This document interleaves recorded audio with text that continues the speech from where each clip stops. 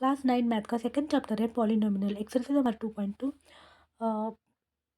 Polynomial 0 1 2 वहाँ पे find करना है।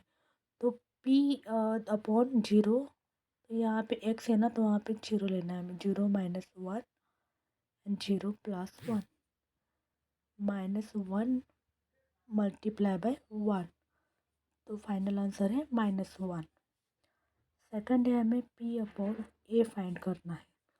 तो यहाँ पे 1 माइनस 1 एंड 1 प्लस 1, तो यहाँ पे 0 होगा मल्टीप्लाई बाय 2 होगा। तो 0 मल्टीप्लाई बाय 2 क्या होता है? 0 रहता है। नेक्स्ट है p अपॉन 2।